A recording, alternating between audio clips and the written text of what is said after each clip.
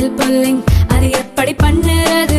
காலையில் எழுந்ததும் எதுவும் சாப்பிடாமல் இதயம் வளத்தை வாயில ஊத்தி நல்லா கொப்பளிக்கணும், அப்புறம் அதை துப்பிடணும். இதுதான் ஆயில் புல்லிங்.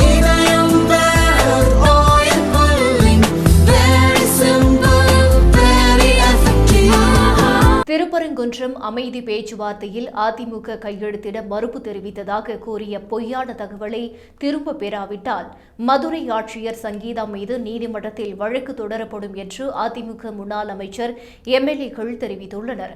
திருப்பரங்குன்றம் மலை பிரச்சினை தொடர்பாக ஆட்சியர் சங்கீதா நேற்று வெளியிட்ட அறிக்கையில் திருமங்கலம் வருவாய் கோட்டாட்சியர் தலைமையில் நடந்த அமைதி பேச்சுவார்த்தை கூட்டத்தில் அதிமுக பிரதிநிதி மற்றும் கையெழுத்திட மறுத்துவிட்டதாக குற்றம் சாட்டியிருந்தார். ஆட்சியரின் இந்த அறிக்கைக்கு அதிமுக மதுரை மாவட்ட செயலாளர்களான செல்லூர் ராஜு, ஆர்.பி. உதயகுமார், வி.வி. ராஜன், செல்லப்பா ஆகியோர் கடும் எதிர்ப்பு தெரிவித்தனர்.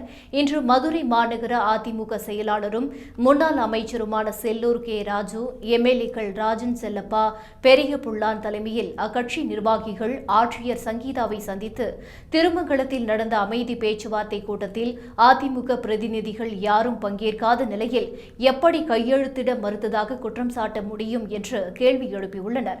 இதுகுறித்து செய்தியாளர்களிடம் பேசிய முன்னாள் அமைச்சர் செல்லூர் கே. ராஜு, மக்களால் தேர்ந்தெடுக்கப்பட்ட ஒரு எம்பி திருப்பரங்குன்றம் மலைக்கு சென்ற பிறகுதான் இந்த பிரச்சினை விஸ்வரூபம் எடுத்தது என்று தெரிவித்துள்ளார்.